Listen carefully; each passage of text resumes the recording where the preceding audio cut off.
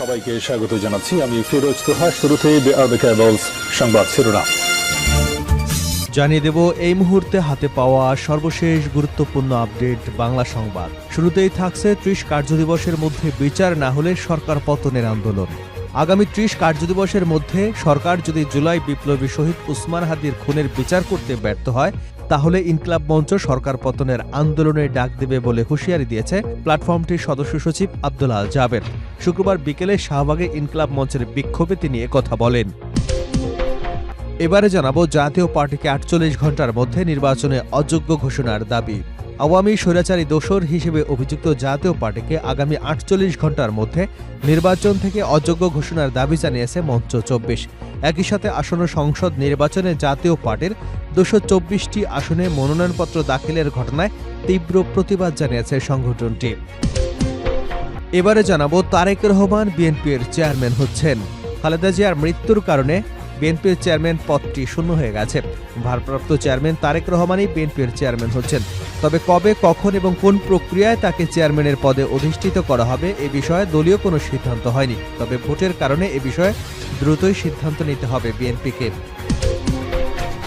জানাবো ফাতেমা এখন জাইমা রহমানের ছায়াসঙ্গী। বিএনপি চেয়ারপারসন ও সাবেক প্রধানমন্ত্রী বেগম খালেদা জিয়ার মৃত্যুর পর দীর্ঘদিনের পরিচারিকা ও বিশ্বস্ত সঙ্গী ফাতেমা বেগম তার শূন্যতার এক নীরব সাক্ষী হয়ে রয়েছেন। দাফনের সময় থেকে শুরু করে খালেদা জিয়ার শেষ বিদায় পর্যন্ত কাঁধে কাঁধ মিলিয়ে ফাতেমা ছিলেন।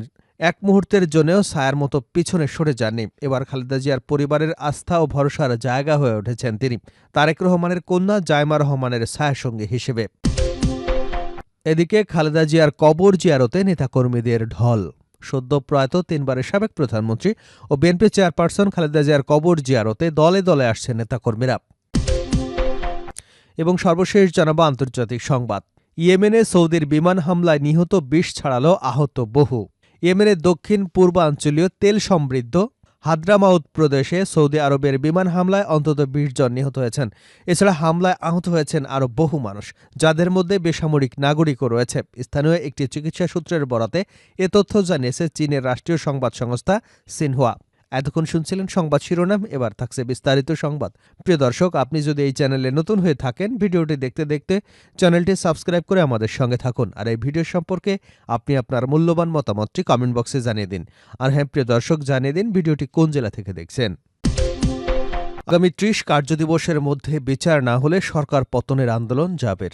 আগামী ৩০ কার্যদিবসের মধ্যে যদি জুলাই বিপ্লবী শহীদ উসমান হাদির খুনিদের বিচার করতে ব্যর্থ হয়, তাহলে ইনকিলাব মঞ্চ সরকার পতনের আন্দোলনের ডাক দেবে বলে জানিয়েছেন প্ল্যাটফর্মটির সদস্য সচিব আব্দুল আল জাবের। শুক্রবার বিকেলে শাহবাগে ইনকিলাব মঞ্চের বিক্ষোভে তিনি কথা বলেন। জাবের বলেন, আমাদের কথা খুব পরিষ্কার, আমাদের কোনো লুকোচুরি নেই। আগামী ৩০ কার্যদিবসের মধ্যে এ সরকার যদি খুনের বিচার কার্য সম্পন্ন করতে ব্যর্থ হয়, তাহলে আমরা ৩০ কার্যদিবসের পরে সরকার পতনের আন্দোলন শুরু করব। যেই সরকার উসমান হাদির খুনি এবং এ খুনের সঙ্গে যারা সম্পৃক্ত তাদের গ্রেপ্তার বা তাদের সন্ধান পর্যন্ত দিতে ব্যর্থ হয়েছে, সেই সরকারের তো ক্ষমতায় থাকার কোনো প্রয়োজন নেই। ইনকিলাব মঞ্চের সদস্য সচিব বলেন, আগামী ৭ই জানুয়ারির মধ্যে শুধু খুনি নয়, এ খুনের পেছনে যারা রয়েছে প্রত্যেককে আইডেন্টিফাই করে এরপরে চার্জশিট দাখিল করতে হবে। যদি মনে করেন যে যারা খুনের পেছনে রয়েছে তাদের ব্যাপারে মুখ খুলে আপনার ক্ষমতা থাকতে পারবে না, আপনাদের ক্ষমতায় থাকার দরকার নেই। জাবের বলেন, আজকে উসমান হাদিকে গুলি করার ২১তম দিনে এবং তার শাহাদাতের ১৫তম দিন।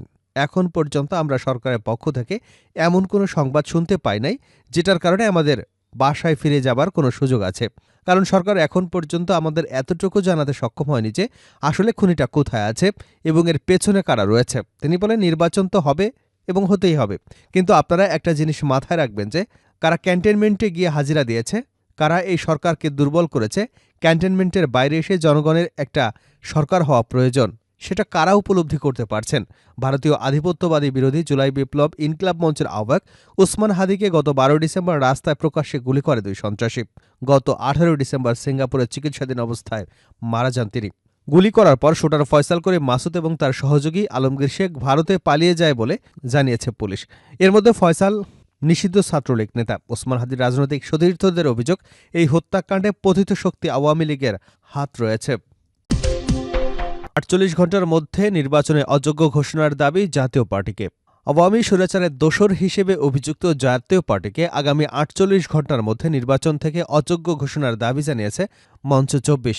একই সাথে আসন্ন সংসদ নির্বাচনে জাতীয় পার্টির ২২৪টি আসনে মনোনয়নপত্র দাখিলের ঘটনায় তীব্র প্রতিবাদ জানিয়েছে সংগঠনটি। শুক্রবার ঢাকা বিশ্ববিদ্যালয়ের মধুর ক্যান্টিন প্রাঙ্গণে আয়োজিত এক সংবাদ সম্মেলনে এসব দাবি তুলে ধরেন ২৪-এর আহ্বায়ক ফাহিম ফারুকী।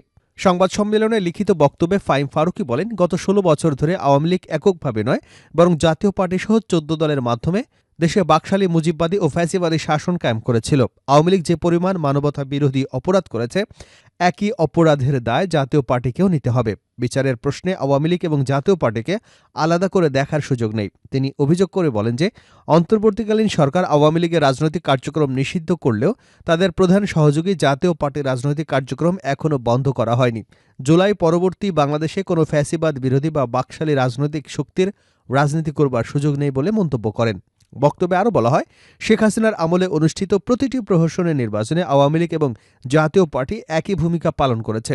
জনগণের ভোটাধিকার হরণে জড়িত কোনো দল বা জোট জুলাই পরবর্তী বাংলাদেশের রাজনীতিতে অংশগ্রহণ করতে পারে না। তারেক রহমান বিএনপির চেয়ারম্যান হচ্ছেন।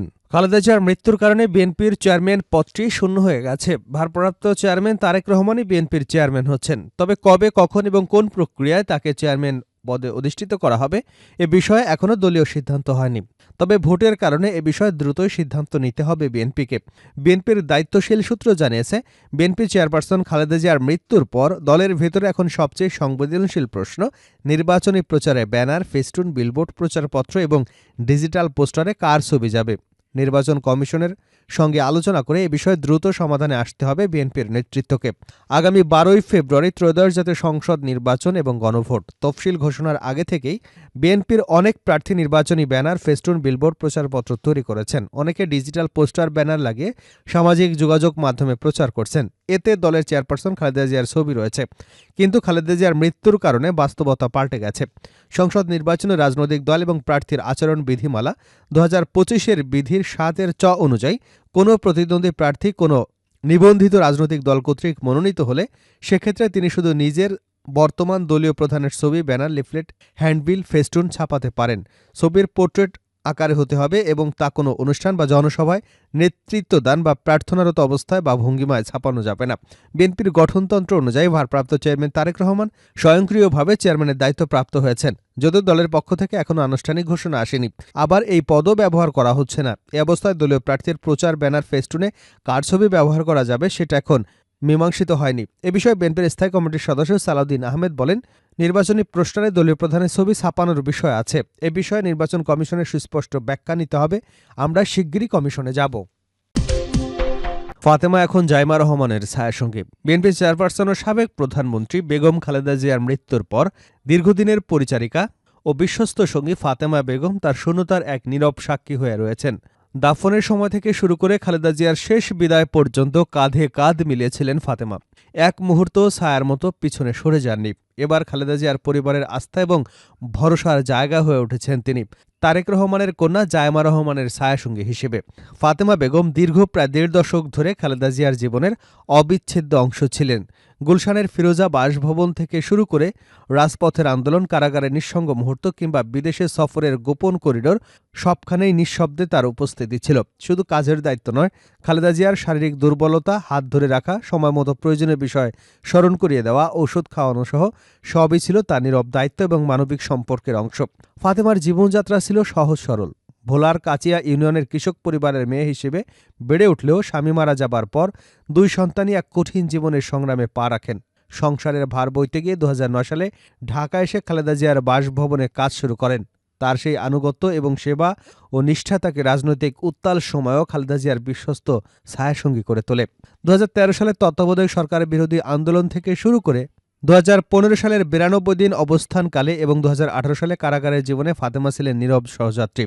তার পাশে থাকার কারণ ছিল একটাই, নেত্রীর প্রতি এক গভীর মানবিক এবং অনুগ্রহপূর্বক দায়বদ্ধতা। করোনা মহামারীর সময় হাসপাতালে খালেদার পাশে থেকে সেবা করা থেকে সর্বশেষ লন্ডনের চিকিৎসা সফর পর্যন্ত ফাতেমার অবিচল সঙ্গী হওয়া রাজনৈতিক কিংবা জনপ্রতিনিধির দায়িত্বের বাইরে ছিল এক নিঃস্বার্থ মানবিক বন্ধন।